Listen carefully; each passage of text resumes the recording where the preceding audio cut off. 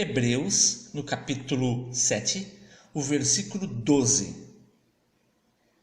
Pois quando se muda o sacerdócio, necessariamente há também mudança de lei.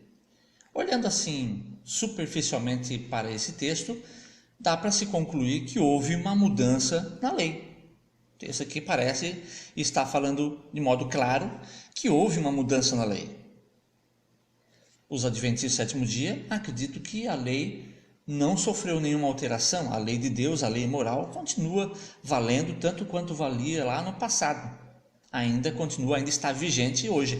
Mas esse texto aqui de Hebreus, capítulo 7, verso 12, falando aqui de uma mudança na lei. Se nós entendermos e se analisarmos o contexto, ficará mais claro a que se refere. Olha só, aqui está falando do sacerdócio levítico. Quer dizer, os levitas, a tribo de Levi, os levitas, era uma das 12 tribos que havia lá no povo de Israel.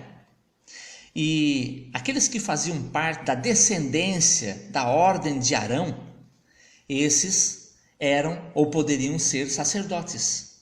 O problema era que Jesus, ele não fazia parte dessa tribo. Jesus era da tribo de Judá, pois é evidente que nosso Senhor procedeu de Judá, tribo a qual Moisés nunca atribuiu sacerdotes.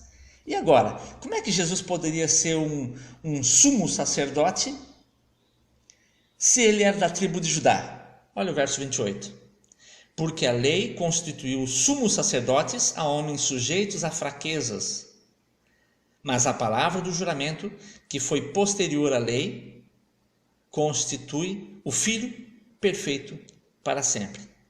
Quer dizer, Jesus, para poder ser o nosso sacerdote, mesmo não sendo da tribo de Levi, ele teve que não utilizar a lei, a ordem de Arão, mas utilizar a lei, a ordem de Melquisedeque, que ele era um sacerdote lá no passado, lá no tempo de Abraão, e ele não tinha uma genealogia, no sentido assim de que ele não tinha uma descendência sacerdotal. E Jesus também não tinha essa descendência sacerdotal. Como é que Jesus poderia ser um sacerdote no santuário celestial?